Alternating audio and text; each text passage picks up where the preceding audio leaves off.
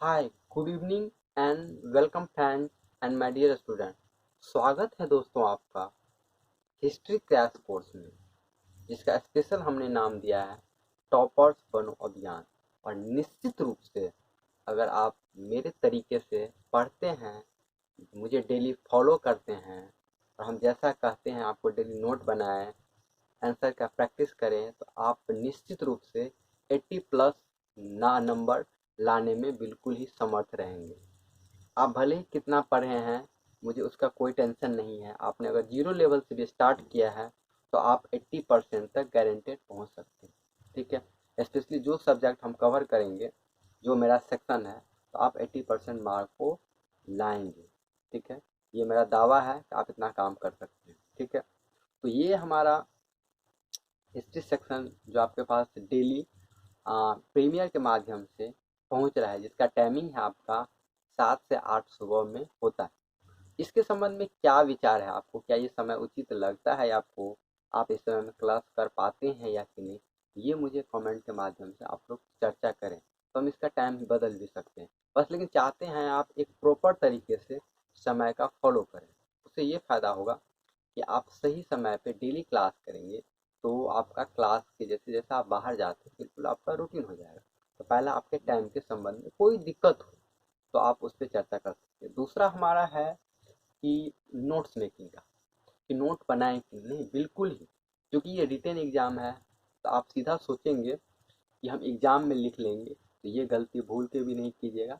आपको daily answer practice करना ही पड़ेगा। और उस पे से चलिए, आप ऑब्जेक्टिव को छोड़ भी सकते हैं, इग्नोर भी कर सकते हैं, लेकिन सब्जेक्टिव वाले क्वेश्चन को आपको याद करना ही पड़ेगा। लेकिन मेरा थ्योरी पार्ट है, जैसे हम जो आपको पढ़ाते हैं थ्योरी, वो बिल्कुल उसका भी आप प्रैक्टिस कीजिए, क्योंकि उसका फायदा ये है कि वो 2 नंबर में आपको काम आ जाएगा। आज हम जब 2 नंबर का क्वेश्चन डिस्कस करेंगे, तो उसमें हमको आप बताएंगे कि आपको हम दिखाएंगे कि बहुत सारा क्वेश्चन जो हमने आपको थ्योरी से लिखाया था वो सीधा सीधा आ गया। देखिए, नोट बनाने का 2 फायदा होता है। एक तो आपको याद हो जाता है, दूसरा 2 नंबर का क्वेश्चन आपको बन जाएगा सीधा। ये काम क्लियर। तीसरा बात क्या है कि आप जो भी पढ़ते हैं मेरे माध्यम से, ठीक है, तो उसका जो है संडे को आपका टेस्ट लिया जाएगा। वो टाइमिंग हम सैटरडे को अनाउंस कर देंगे। मोटा मोटी हम आपको क्वेश्चन दे देंगे, आप एक प्रॉपर समय बना लीजिएगा उसको। एक चैप्टर वाइज हम उसको जो है जितना ख़त्म होगा, ज़्यादा प्लान है कि सिंधु सभ्यता और वैदिक सभ्यता 2 सप्ताह ख़त्म हो जाएगा, तो संडे को 2 आपका चैप्टर का टेस्ट होगा। वो मुझे आप अच्छे से लिखेंगे घर पे, प्रॉपर तरीके से, चोरी नहीं करेंगे। चोरी करेंगे तो आप ही को घाटा होगा। और अपने मन से जैसे कि हम लिखाते हैं, तो आंसर लिख के आप भेजेंगे, तो वो वेरीफाई होकर चेक। तो ये आपका पैटर्न है। तो आपका थ्योरी का भी पास कंप्लीट, आपका टेस्ट वाला भी काम खत्म, और टाइमिंग हमने बता दी। चलिए, हम पढ़ रहे थे हिस्ट्री सेक्शन। हिस्ट्री में भी स्पेशली हम हिस्ट्री को स्पेशल तरीके से पढ़ रहे हैं, एक बोझ की तरह नहीं पढ़ रहे हैं हिस्ट्री। जनरली क्या होता है कि आप गेस्ट पेपर से पढ़ते हैं, इसमें आपकी कोई दिक्कत नहीं, इसमें आपकी कोई गड़बड़ी नहीं, इसमें हम आपका कोई कंप्लेन नहीं करते हैं। कि आप जिस परिवेश में आते हैं, एक माहौल बन गया है कि मैथ पढ़ना है आपको, आपको इंजीनियर बनना है, डॉक्टर बनना है, तो आपकी कोई गलती नहीं है कि आप आर्ट्स लेते हैं। लेकिन आप आर्ट्स लेते हैं लेकिन उसको आर्ट्स की तरफ पढ़ते नहीं। आर्ट्स जैसा कि आर्ट्स का पता है हिंदी क्या होता है? कला। लेकिन कला की तरह आप उसको नहीं पढ़ते। सच में आर्ट्स पहले मुझे भी 10th टाइम में हम लोग बिल्कुल इग्नोर करके इसको चलते थे, सिर्फ मार्क के लिए पढ़ते थे। लेकिन ऐसा नहीं है। कला विषय में मार्क तो आएगा ही, अभी तो हम मार्क की बात करते हैं। लेकिन आप अच्छे से पढ़ते हैं तो आपको बहुत मजा है, और अच्छे से आंसर लिख सकते हैं, और भविष्य में उस काम कर सकता था। तो आप अगर हमसे पढ़ते हैं तो आपका 2 टारगेट होना चाहिए। नंबर तो अच्छा आना ही चाहिए, और आपका ध्यान सीखने पे भी होना चाहिए। क्योंकि इतिहास की बहुत सारी चीज़ों से, चाहे वो गांधी जी हो, जब जब हम आधुनिक भारत पढ़ेंगे, गांधी जी हो, अम्बेडकर जी हो, इसके बाद इतिहास में आपका अशोक हो, अकबर हो, बौद्ध धर्म में बौद्ध हो, जैन धर्म का हो, जो भी चीज़ आप पढ़ेंगे तो उससे कुछ ना कुछ सीख लेंगे। तो आप हमसे डेली जुड़ते हैं ना, तो आप हिस्ट्री को एक बोझ की तरह नहीं, एक समझ के उसको नया आयाम देख के सीख सकते, इसलिए चीज़ें आसान हो जाती। आप क्या होता है ना, करते क्या है, आप गेस्ट पेपर रटते हैं सीधा सीधा, आपको लगता है अरे क्या फालतू का। नहीं, आपके 10th 12th एग्जाम के बाद भी आप जो है फिर प्रॉपर तरीके से अगर मुझे फॉलो करते हैं, हम आपको टाइम टाइम पर वीडियो के माध्यम से गाइड भी करेंगे कि आर्ट्स वाले निकम्मे नहीं होते। जनरली के लोगों को गाँव में और जगह पे होता है कि आर्ट्स मतलब कुछ नहीं। दिल्ली का आप छोड़ दीजिए, अलग बात है। दिल्ली में जैसे बहुत बड़े बड़े आर्ट्स के कॉलेज हैं जहाँ स्पेशली लोग यूपीएससी का तैयारी करने के लिए वहाँ जाते हैं, उनकी बात नहीं कर। हम गांव में कुछ लड़के या लड़कियां जो रखते हैं, उनके दिमाग में जो बात आता है कि नहीं इससे कोई चीज़ हो मतलब इससे हम कुछ नहीं कर सकते, ऐसा मत सोचिए, आप इससे बहुत कुछ कर सकते। तो मेरे पढ़ाई के दौरान आप इन चीज़ों को सीखेंगे, समझेंगे और आंसर आपका बिल्कुल सिंपल होगा। ये बिल्कुल आप टेंशन नहीं लीजिए, आंसर को बिल्कुल सिंप्लीफाई तरीके से आपको बताया जाएगा आंसर को, ताकि आपको बिल्कुल समझ में आ जाए। हम देखिए, हम कुछ एक्स्ट्रा नहीं पढ़ा रहे, हम यही पढ़ा रहे। ये आपका जो गेस्ट पेपर है, जैसा कि आप सब लोग पढ़ते हैं मनोरमा गेस्ट पेपर, लेकिन इसके पढ़ने का जो तरीका है वो आपको हम सिखा रहे हैं। इसको तो सब पढ़ाते हैं, लेकिन इसका जो पैटर्न है, उसकी जो तरीका है, जो आपको सीधा सीधा समझ में आए, उस पर हमारा स्पेशल फोकस। चलिए, तो अब हम टॉपिक पे आते हैं कि हमारा टॉपिक है, हम हिस्ट्री सेक्शन को कवर कर रहे हैं। हिस्ट्री में भी हम अभी सिंधु घाटी सभ्यता को ले रहे हैं। हमने जैसा कि कहानी बताया कि हिस्ट्री का शुरुआत कैसे हुआ और इसके सोर्सेस, जब हम चैप्टर वाइज पढ़ते हैं तो सबसे पहले सोर्सेस पढ़ते हैं। पहला चैप्टर कि कहाँ से हम इन चीज़ों के बारे में, जो हमारा प्राचीन भारत का इतिहास है उसका क्या स्रोत है, तो आपने 5 नंबर में वो पढ़ लिया, ठीक है। दूसरा, आप वैदिक सप्ताह, वैदिक सप्ताह में मेरा पैटर्न है, आप थ्योरी पढ़ते थोड़ा सा, फिर आप थ्योरी के बाद जो है आप सीधा 5 नंबर पे, हमने कल आपको बताया था कि कैसे आंसर को प्रोसीड करते हैं, किस तरह से मार्किंग पैटर्न होता है। उसी कड़ी में 5 नंबर का हम कुछ क्वेश्चन और डिस्कस करेंगे और 2 नंबर को जल्दी जल्दी से कवर करके इस चैप्टर को हम खत्म करेंगे। क्योंकि एक चैप्टर में, क्योंकि क्रैश कोर्स है तो ज़्यादा हम आपको बता नहीं सकते हैं, आपको डिटेल से पढ़ना है तो आप हमारे कंपटीशन वाला बैच ज्वाइन कर सकते हैं। आ, उसका हम जल्दी देंगे आपको अपडेट। हमको पता है आप बिजी हैं तो क्लास नहीं कर पाएंगे, लेकिन आप बाद में भी उसको कर सकते हैं। तो वो क्या है, तो उसमें बहुत डिटेल्स हम पढ़ाते हैं। तो ये हुआ बात। तो इसके अंतर्गत अब ये जो चैप्टर है उसमें आपने थ्योरी पार्ट पढ़ लिया है, उससे ऑब्जेक्टिव भी खत्म हो गया आपका। अब 5 मार्क्स पे स्पेशली हमारा फोकस है और 2 मार्क्स पे आज ये कवर हो। तो इसके तहत आप, जब पहला क्वेश्चन हमने आपको 2 क्वेश्चन बताया था में, कल के संदर्भ में, हड़प्पा सभ्यता की आधारभूत विशेषताएं क्या। आधारभूत विशेषता मतलब बेसिक जो फीचर्स होता है ना, जैसे कि कांस्य सभ्यता था, नगर सभ्यता था, व्यापार प्रधान सभ्यता था, शांति प्रधान सभ्यता था, ये कुछ आधारभूत विशेषताएं। इसके अलावा आज का और एक क्वेश्चन हमने और बताया था कि सिंधु घाटी सभ्यता का पतन, पतन क्या होगा। ये 2-3 क्वेश्चन जो है काफी वीवी आया है, बहुत इंपॉर्टेंट क्वेश्चन रहता है। तो ये भी है, हम जो आपको सेलेक्टेड पढ़ा रहे हैं, एक आध क्वेश्चन हो सकता है हम छोड़ भी दें इसमें, लेकिन जो मेरा टारगेट है कि आपको सेलेक्टेड क्वेश्चन टॉपिक समझा दे अच्छे से, ताकि जो है आप अच्छे से लिख सके। कुछ क्वेश्चन छूट जाता है, आपका चिंता नहीं लीजिए, तो वो उतना इम्पोर्टेंट नहीं होगा, वो आपके लिए उतना इम्पोर्टेंट नहीं होगा, वो टेंशन मत लीजिए। जितना आपको हम कवर करवा रहे हैं वो अच्छे से कर लीजिए, आपका छूटेगा नहीं। तो इसके तहत आपने ये पढ़ लिया था, ये 2 क्वेश्चन 5 नंबर का।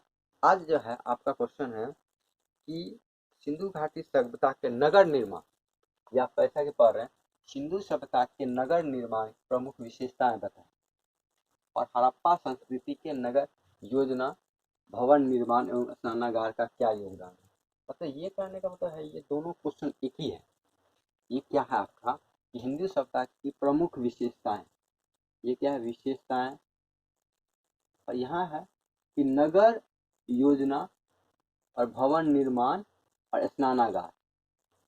देखिए, इसमें आपको क्लियर नहीं होता है कि प्रमुख विशेषता, अगर आपने पढ़ा है तो आपको पता होगा कि क्या क्या विशेषताएं हैं, लेकिन इसमें बिल्कुल क्लियर हो जाता है कि नगर योजना है, भवन निर्माण है, स्नानागार, मतलब आपको क्लियर कर दिया, मतलब आपका रास्ता आसान हो। वो कैसे, भवन निर्माण के बारे में लिखना है, इसके बाद नगर योजना के बारे में लिखना है, स्नानागार के, तो वही तो है टाउन प्लानिंग, यानी प्रमुख विशेषताएं।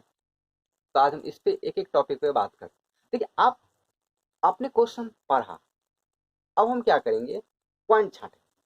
दूसरा बात हम जो आपको कहना चाह रहे थे, हम कुछ क्वेश्चन को इसलिए इग्नोर करेंगे कि जो इजी पॉइंट है, देखो, और खासकर जो स्टूडेंट नए में पढ़ रहे हैं उसके लिए इंपॉर्टेंट बात बताते हैं उसको कैसे करना है। उसको करना क्या है कि जिसमें डाटा कम, जैसे कि स्नानागार का डायमेंशन मतलब आकार बोलता है, उस तरह के क्वेश्चन से हम बचेंगे। अगर और जबरदस्ती हम याद करने का प्रयास नहीं करें, क्योंकि आपका पास समय कम होता है तो आप उसको याद नहीं कर सकते, तो क्या करेंगे, हम दूसरा पॉइंट डालें, ठीक है ना, दूसरा पॉइंट जिसमें इस तरह की चीजें नहीं हो। तो सबसे पहले जब हम 5 नंबर का कोई क्वेश्चन लिखते हैं तो सबसे पहले क्या करें, उसका पॉइंट हम याद कर लेंगे कम से कम। सबसे पहले कि हम पहले पॉइंट बना के याद करें, ये आपको सबसे पहले सीखना। तो क्या करेंगे, इसके अंतर्गत जो हमने 4 पॉइंट बनाया, क्या, पहला आपका सुनियोजित नगर, दूसरा नाले की व्यवस्था, ठीक है, नाले की व्यवस्था जिसको जल निकासी बोलते हैं, निपुण नगर प्रबंध, नागरिक प्रबंधन और भवन निर्माण कला। तो सबसे पहले देखिए आपको क्या काम करना है, ये 4 पॉइंट लिखेंगे हर क्वेश्चन में। आप इसको पहले लिखेंगे, इसको याद कर लेंगे, बाकी हम आपको कैसे लिखना है वो समझा दें। आपका काम आसान होगी, आप बैठ के रटेंगे भवन निर्माण कला क्या है, क्या है, क्या है, ये निपुण नागरिक प्रबंधन क्या, रटते रहिए आप। ऐसा नहीं करना, आपको आंसर को सिंप्लीफाई करना, यही तो हम सिखा रहे हैं। क्या है ना कि आप करते क्या है, ये सब बैठे रटे रहे, ये भवन निपुण निर्माण क्या है, इसके अंतर्गत ये होता है, ऐसा ऐसा नहीं करना। इतना बड़ा आंसर भी लिखने की जरूरत, आपको समझा देंगे, आप सिंपल अपने तरीके से आंसर लिख लेंगे।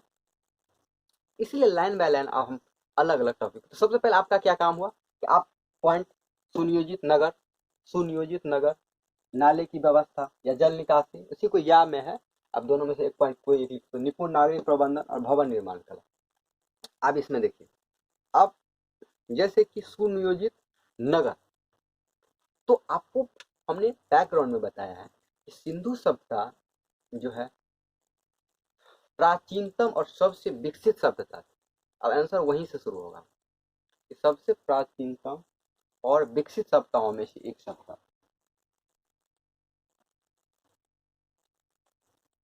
तो आप गांव में रहते हैं, शहर में रहते हैं, तो आप सिंपल सा समझिए कि गांव में और शहर में क्या अंतर। आप गौर कीजिए कि अगर आप शहर में रह रहे हैं तो उसमें क्या अंतर होगा, और गांव में है तो क्या अंतर होता है, दोनों में क्या फर्क है, वो दिमाग में स्ट्राइक कीजिए और आंसर को लिखना शुरू कीजिए।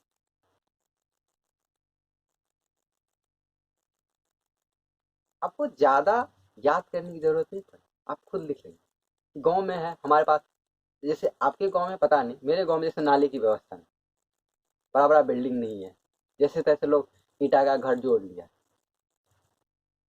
ऐसा नहीं था। सिंधु घाटी सभ्यता में एक सुनियोजित प्लान्ड सिटी था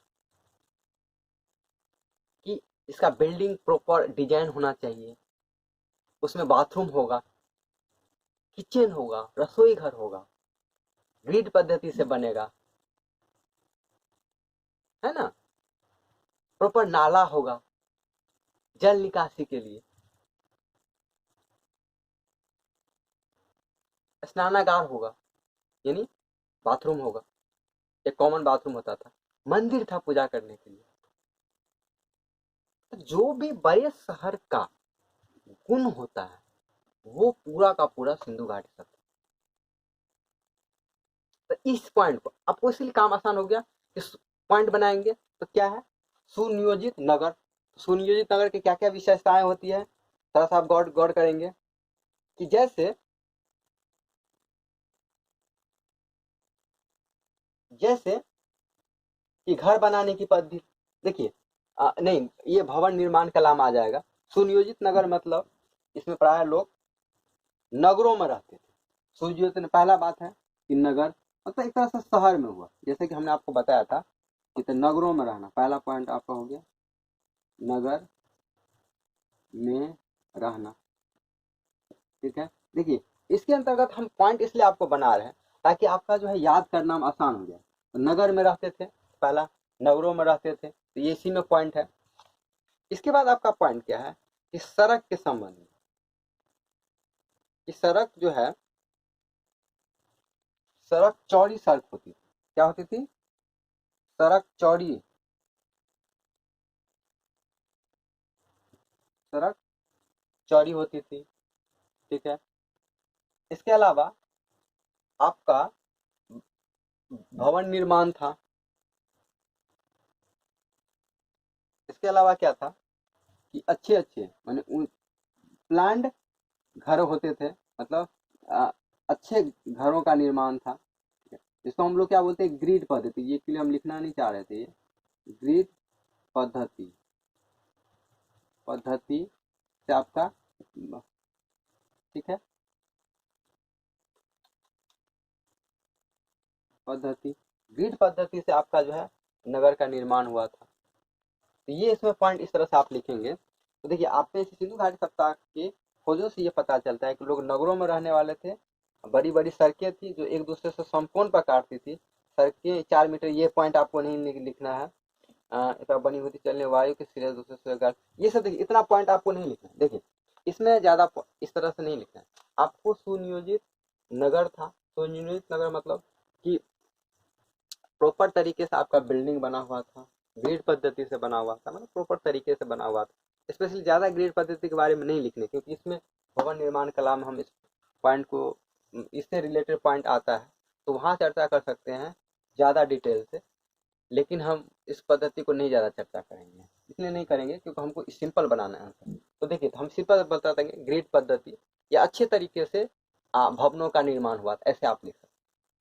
अच्छे तरीके से सुंदर अच्छे तरीके से भवनों का निर्माण हुआ था। लोग नगर में रहते थे, नगर में रहते थे। और चौड़ी चौड़ी सड़कें थी जो 90 डिग्री पे आपको समकोण पे काट, इस तरह से आप पॉइंट बना। चलिए, इसके अलावा नेक्स्ट पॉइंट है आपका कि नाले की व्यवस्था क्या थी? जल निकासी के लिए उत्तम व्यवस्था क्या है कि चौड़ी चौड़ी नालियां होती, जैसा कि शहर का एक गुण होता है क्या कि जो है आपका नाली नाली जो है नाली होता है, ऐसे ही सिंधु घाटी सप्ताह में नाले की व्यवस्था थी। इसको देखिए, इसमें लिखा आपका पॉइंट दिया सुव्यवस्थित निकासी व्यवस्था। निकासी व्यवस्था है, तो निकासी व्यवस्था ऐसे नहीं, आप इसमें आप अगर आपको याद रहे तो ठीक है, नहीं तो आप लिखेंगे अच्छे नाले की व्यवस्था, नाले की व्यवस्था या जल निकासी की व्यवस्था। इस तरह से आप पॉइंट को सिंपल करके याद कर। तो क्या हुआ, जैसे कि हर सिटी का प्लान होता है, तो उसमें क्या होता है कि आप लिखेंगे भवन के साथ साथ यह है अच्छे जल निकासी का व्यवस्था थी, कहीं पानी जमा नहीं होता था। ठीक है, चौड़ी चौड़ी नालियां थी। तो ये इस तरह से आप पॉइंट में इसको लिख सकते। हाँ, दूसरा बात है कि नाली से पहले इसमें इसमें ऐसे जोड़ लीजिएगा कि चौड़ी चौड़ी पकी हुई, मतलब ठोस नाली, इसे ऐसे नहीं कच्ची नाली। इसमें देखिए कि आप सीमेंटेड था कि चूने एक प्रकार के सीमेंट से बनाए थे, खारिया मिट्टी, ये इस तरह से। खारिया मिट्टी चूने ऊने अगर याद रहे तो ठीक है, नहीं तो आप लिखेंगे कि पक्की मजबूत आपकी नालियां बनी हुई थी जिससे उत्तम जल निकासी का प्रबंधन किया हुआ था। ठीक है ना, तो ये लिखने का पैटर्न। अब ये नहीं कि हम खारी मिट्टी रखने लगे, चूना रखने लगे, सीमेंट रखने, वो नहीं। आपको कहेंगे कि अच्छी नाली की व्यवस्था थी जिससे नल निकासी का उत्तम प्रबंधन था, जैसा कि बड़े शहरों में हुआ करता। तो हो गया, इस तरह से आप पॉइंट को बना के लिख लेंगे। ठीक। इसके अलावा क्या है कि निपुण नागरिक प्रबंधन क्या है? नागरिक प्रबंधन, निपुण नागरिक प्रबंधन, नागरिक, ये पॉइंट क्या है? निपुण मतलब होता है कि अच्छा, अच्छे से। नागरिक मतलब लोग, क्या है? लोग, क्या है? लोग, मतलब लोगों का जो प्रबंधन किया जाता है, लिया जाता है, मतलब लोगों का देखभाल एक्चुअली यहाँ पे। मतलब नागरिक प्रबंधन मतलब क्या? लोगों का जो देख रेख है वो उसकी अच्छी व्यवस्था। ठीक है ना। अब देखिए, इसके अंतर्गत आपका पॉइंट क्या है कि निपुण नागरिक अच्छे नाली के अलावा प्रकाश का उचित प्रबंध, मतलब बर्तन पकाने वाली भट्टी नगर से बाहर होती थी जिसमें जल मतलब प्रदूषण का ये बात नहीं था। ठीक है, मतलब इसमें दो तीन पॉइंट आप लिख सकते हैं कि निपुण नागरिक प्रबंधन में आप जैसे नागरिक देखिए सुनिए ऐसे समझिए, ये नागरिक है, तो नागरिक के संबंध में आप 2-3 पॉइंट समझेंगे। पहला बात कि चौड़ी चौड़ी चौड़ी नालियां होंगी आपका, ठीक है। तो अच्छा सा क्या होता था, इससे क्या होगा कि चौड़ी नालियां, स्पेशली इसमें क्या है कि चौड़ी नालियां नहीं, कि चौड़ी गलियां के कारण क्या होता है, तो इसमें प्रॉपर लाइट आएगा, ठीक है, तो घरों में प्रकाश होगा। तो नागरिक प्रबंधन में एक इस तरह से प्रकाश हुआ करता था, ठीक। दूसरा कि जो मिट्टी के बर्तन होते थे, उसका जो चाक होता था वो बाहर होता, ठीक है ना। तो ये पॉइंट की जो है प्रदूषण माने गंदगी का नहीं, सिंपल सा बात है कि गंदगी लोग पसंद नहीं करते थे वहां पे, तो वो चाक का मशीन आपको क्या है कि शहर से बाहर होता था ताकि प्रदूषण नहीं। एक तो अब देखिए, नागरिक प्रबंधन में आप हेल्थ पे, अब यानी स्वास्थ्य पे ध्यान रख सकते हैं। देखिए स्वास्थ्य एक पॉइंट हो गया, स्वास्थ्य पे ध्यान रखा जाता था। इसमें क्या था, आप ऐसे लिख सकते हैं स्वास्थ्य पे ध्यान, स्वास्थ्य में क्या है, अब इससे कैसे प्रमाण होता है, आप इसमें प्रदूषण प्रदूषण एक पॉइंट हो गया। प्रदूषण पे कैसे ध्यान रखा जा सकता था कि चाक की मिट्टियां जो है, इसे साक्ष्य मिला है कि बाहर हुआ करता था। तो ये क्या हो गया स्वास्थ्य पे। एक पॉइंट और इसमें बनता है आपका कि हाँ, सराय यानी मुसाफिर के लिए भी व्यवस्था। यहाँ क्या है, मुसाफिर मुसाफिर मुसाफिर जिसको सराय बोलते हैं, सराइयों के लिए भी व्यवस्था किया गया था ताकि जो है उसमें रुक सकते थे। ये नागरिक में ही आता है कि बाहर से लोग आते हैं तो उसको कैसे जो है अच्छे जगह पे उसको रोका जाए, ठीक है। इसके अलावा कि पूरा नगर से बाहर गड्ढों में डाला जाता था। इसके अलावा आपका देखिए स्वस्थ हो गया तो प्रदूषण, मुसाफिर के लिए व्यवस्था। दूसरा हमने जैसा कि आपको कहा कूड़ा प्रबंधन, जैसे कि आज होता है कूड़ा कूड़ा मतलब कूड़ा करने का मतलब है कूड़ा को बाहर फेंका जाता है, मतलब उसको शहर में नहीं, उसको शहर से बाहर फेंक देता है। ये कूड़ा प्रबंधन जैसा कि बड़े शहरों में होता है, क्या होता है वहां सुबह आपको आएगा कचरा लेके आपको जब दूसरे जगह फेंक दिया जाए। ये हुआ आपका कूड़ा प्रबंधन। तो इस तरह से आपका फंड ये हो गया, तो हो गया। चलिए अब नेक्स्ट पॉइंट है आपका कि भवन निर्माण कला। अब आ गया पॉइंट कि भवन जो, देखिए इसमें सुनियोजित नगर तो था, तो नगर में आपका भवन भी अच्छा था, नालियां भी थी, सड़कें भी थी। इस तरह से आप कह सकते हैं कि एक तरह से सुव्यवस्थित नगर था जिसके अंतर्गत सब कुछ था।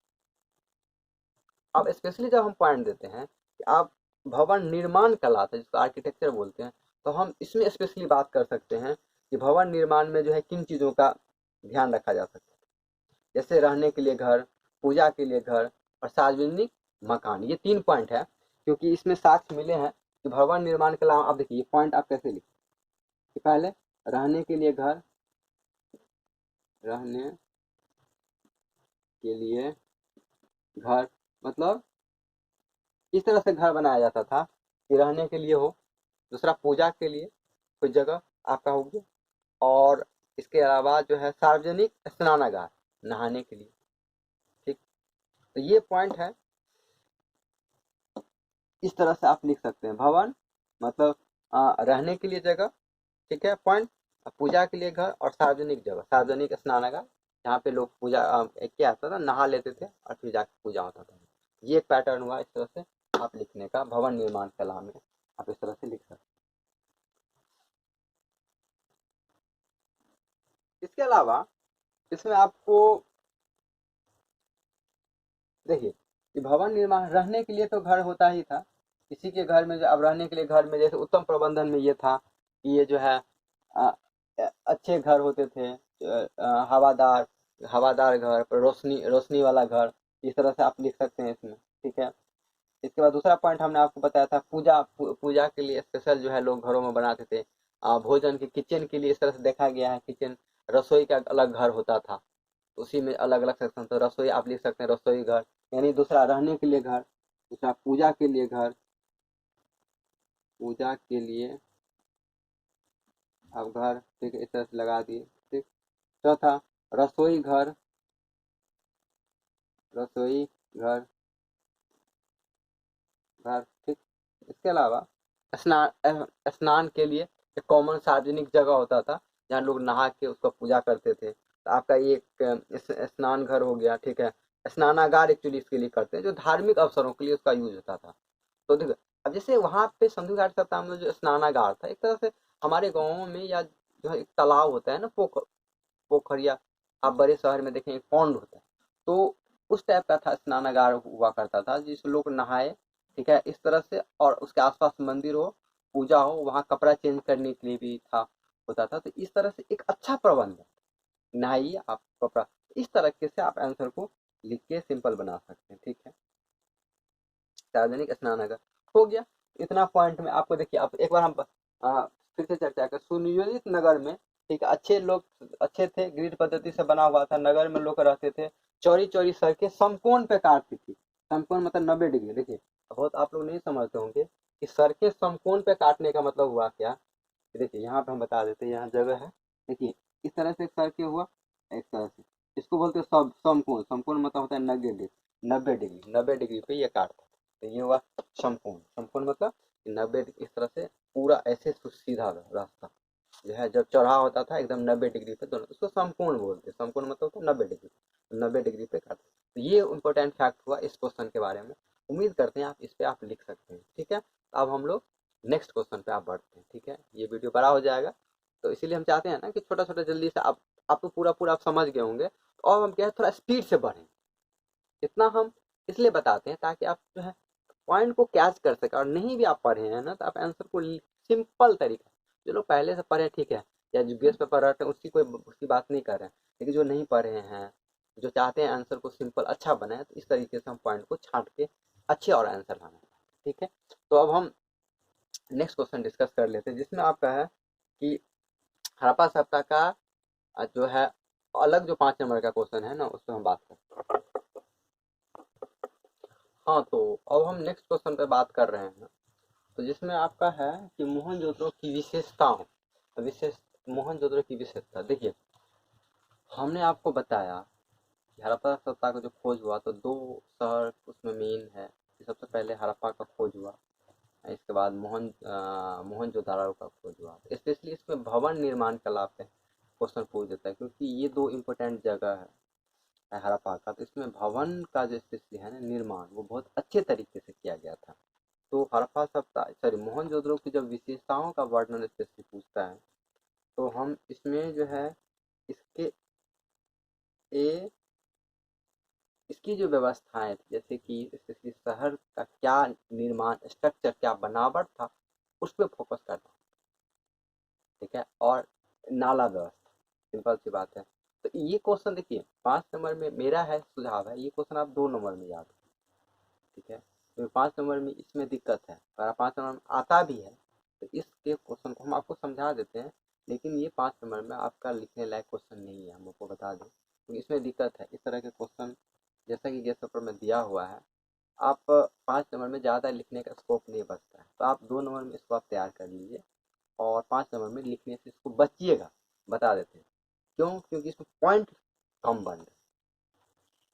तो एक ये भी आपको पैटर्न डेवलप करना होगा कि उस तरह के क्वेश्चन को भी हम चुनाव करें जब आंसर हमारे पास आता है, तो कि जिसका हम आंसर सटीक लिख सकें और पॉइंट फॉर्मेट में लिख सकें। चलिए, तो हम फिर भी बात कर लेते हैं, इसमें 2-3 पॉइंट है, जैसे कि ये मोहनजोदड़ो जो है एक अनूठा शहर था, ठीक है ना, जिसका खोज जो है आपको हड़प्पा के बाद हुआ, ऐसे आप लिख सकते हैं कि मोहनजोदड़ो जो है एक सुनियोजित और विकसित शहर था, जिसका जो है खोज हड़प्पा के बाद हुआ, काफी विकसित शहर था। तो इसके अलावा इसका भवन निर्माण का भी बड़ा अनूठा आपको देखा गया है, जब खुदाई से पता चला। ये इसमें दूसरा पॉइंट में दिए हैं कि 2 भागों में ये बटा होता था, ठीक है ना। इसका भवन का जो स्टाइल है 2 भागों में, इसमें जैसे कि एक भाग होता था दुर्ग और दूसरा भाग होता था निचला भाग किला। दुर्ग मतलब एक्चुअली किला होता है जो थोड़ा ऊंचा करके था, तो ये एक्चुअली एक्चुअली आप ऐसे कर सकते हैं रईस वर्गों के लिए, या जो कुलीन वर्ग था उनके लिए था, और ये नीचे वाला भाग था जो सामान्य सेवक वर्गों के लिए आप कह सकते हैं, या जो सेवक वर्ग था या निचले स्तर के लोग होते थे उनके लिए ये निचला भाग होता। तो दुर्ग, आप ये पॉइंट इसमें है, अगर आपको बढ़ाना होगा इस तरीके से लिख सकते हैं, ठीक है। और सारे भवनों का जो है निर्माण जो है आपको एक चबूतरे नुमा पे, चबूतरा के जैसे चबूतरा बना के इसके ऊपर इसका निर्माण किया जाता था। तो एक अनूठा शहर था, ठीक है, जो इसका जो है प्रॉपर प्लानिंग के तहत बनाया गया था। और हड़प्पा के बाद जो है इसका जो है आपको हड़प्पा के बाद इसका खोज हुआ था मोहनजोदड़ो को। तो ये आंसर एक्चुअली हमको सटीक बहुत ज़्यादा सटीक नहीं लगता है इस तरह से लिखने का, इसलिए बात है हम आपको समझा देते हैं। तो दो भागों में बटा हुआ था, एक दुर्ग था और निचला भाग था, ठीक है। इसमें और सुनियोजित नाला का व्यवस्था इसमें पाया गया है। ये प्रॉपर तरीके से नाला, चौड़ी चौड़ी नालियाँ इसमें पाया गया है, इसे जल निकासी का उत्तर प्रबंध होता था। तो ठीक है, तो ये 2 नंबर में वहाँ भी है क्वेश्चन, तो वहाँ पे हम आपको बता देंगे कि ज़्यादा स्कोप इसका 2 नंबर में ही बनता है। तो आप कोशिश कीजिएगा कि 2 नंबर में ही लिखें, ठीक है। सिंधु घाटी, अब चलिए नेक्स्ट क्वेश्चन है 6 नंबर। सिंधु घाटी सप्ताह का सामाजिक और धार्मिक जीवन पर प्रकाश। अब जैसे ये क्वेश्चन है, ये भी जो है आप पॉइंट इसमें ज़्यादा नहीं बनता है, तो आप क्या करेंगे, जब हम बस आपको समझा देते हैं। जिस तरह का क्वेश्चन है आपके मन में होगा कि नहीं हम इसको बनाए ना बनाए, इसलिए मेरा काम है आपको समझा देना। तो सामाजिक जीवन में देखिए, एक होता है सामाजिक, आर्थिक, धार्मिक, सांस्कृतिक, ये अलग अलग शब्द हैं जो अक्सर हिस्ट्री में, सोशोलॉजी वगैरह में इसमें आते हैं, ठीक है। हिस्ट्री में जैसे स्पेशली आते हैं बहुत सारे शब्द। इसमें जो है आपको क्या करना है कि जैसे सामाजिक जीवन और धार्मिक जीवन या आर्थिक जीवन, ये 2-3 पॉइंट है। तो इसका मतलब क्या होता है? सामाजिक मतलब सामाजिकता से रिलेटेड, ठीक है ना, कि समाज में लोग कैसे रहते थे, आ, उनका क्या स्थिति था, ठीक है ना। घरों का तो थोड़ा घर से लिंक कर सकते हैं इसको कि घरों की क्या व्यवस्था थी, जानवरों का क्या व्यवस्था था, फसल तो आप एक्चुअली एग्रीकल्चर में आप जोड़ सकते हैं, ठीक है। फसल की व्यवस्था क्या थी, ठीक है। इसके अलावा उस टाइम में कपड़ों का क्या चलन था। ये 2-3 पॉइंट जब हम सामाजिक परिवेश की बात करते हैं तो ये, और जब हम धार्मिक की बात करते हैं तो पूजा पाठ से स्पेशली है कि कौन सा भगवान का पूजा होता था, जैसे स्नानागार क्यों होता था। तो मतलब धार्मिक जो हमारे बातें हैं ना, कि जैसे पूजा पाठ से रिलेटेड, तो वो धार्मिक क्रियाकलाप में। आर्थिक की जब हम बात करेंगे तो हम पैसे की बात करें कि कैसे लोग रहते थे, क्या खाते थे, आमदनी क्या था, स्रोत क्या था, तो हम इस तरह से इसको फोकस करते हैं। ये एक पैटर्न देखिए। उसमें क्या है कि अब क्या है कि सामाजिक स्थिति, तो सामाजिक स्थिति में जैसे कि पहला बात खेती करना, समझिए। तो लोग पहला बात तो ऐसे लिंक थी, खेती करते थे, पशुपालन करते थे। खेती, पशुपालन, जैसे कि कहा जाता है, लोग खेती में भी आप जोड़ेंगे कि गेहूं का, मटर का, कपास का खेती होता था। तो एक हो गया कि खेती करना, एक पॉइंट। आप ऐसे तो देखिए, याद करने के लिए सामाजिक स्थिति पहला पॉइंट बना है। उसमें क्या है, खेती, खेती में क्या है कि आपका मटर, कपास, ठीक है, गेहूं, मिली गेहूं और जौ सबसे पहले आपने किया, गेहूं और जौ, इस तरह से पॉइंट हो गया। दूसरा जो है, इसके अलावा पशुपालन होता था। उस पर हम जैसे गाय भैंस, इस तरह से गाय बैल भैंस बकरी इत्यादि चीज पाला करते थे, ठीक है। इसके अलावा ठीक, ऊनी ऊनी वस्त्र, वस्त्र का भी चलन था, जो कपड़ा भी पहनते थे, ऊनी और सूती वस्त्र दोनों तरह का व्यवस्था था। इसके अलावा लोग खिलौने, बच्चे के खिलौने के लिए भी व्यवस्था था। देख कितना पॉइंट हो गया, आपको पॉइंट कैसे बनाएंगे, खेती हुआ, पशुपालन हुआ। तो जब सामाजिक, देखिए आप आंसर कैसे लिखेंगे, और तो मिटा नहीं पाया, हम यहाँ बता देते हैं। जब हम सामाजिक बात करेंगे, सामाजिक, ठीक है, सामाजिक स्थिति, सामाजिक स्थिति में आप पॉइंट को याद कैसे करेंगे, ऐसे समझिए। पहला आपका कि खेती, खेती,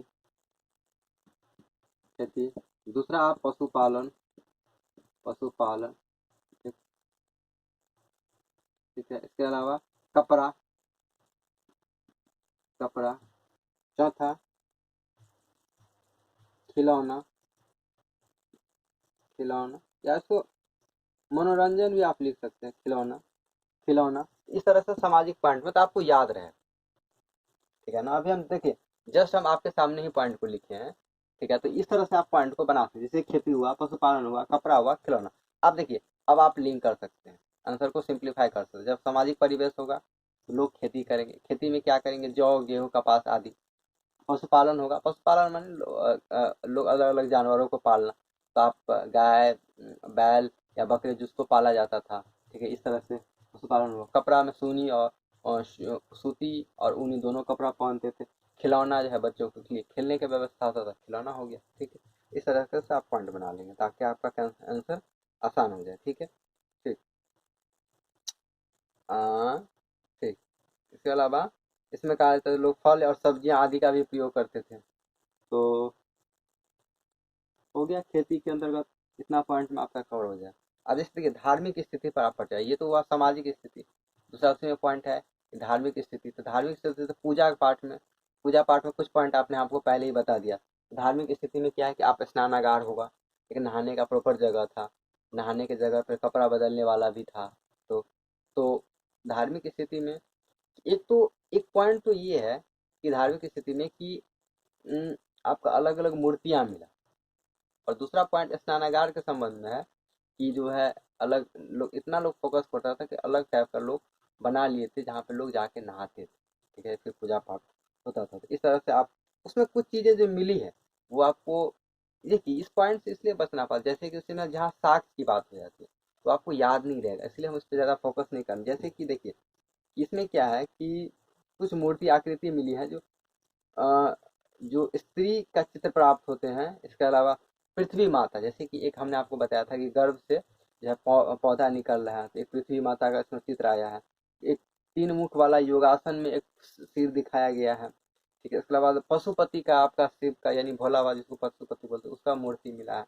इससे ये पता चलता है कि लोग पूजा पाठ में भी उस टाइम में बिलीव करते थे, यानी विश्वास रखते थे, ठीक है। तो ये सब पॉइंट है जो धार्मिक स्थिति में आप इस पॉइंट को, इन चीज़ों को जोड़ के आप लिख सकते हैं। तो ये आपका पैटर्न हुआ हाँ, इस लिखने का। ये मोटा मोटी ये है, 5 नंबर का क्वेश्चन जो है आपने कवर कर लिया है।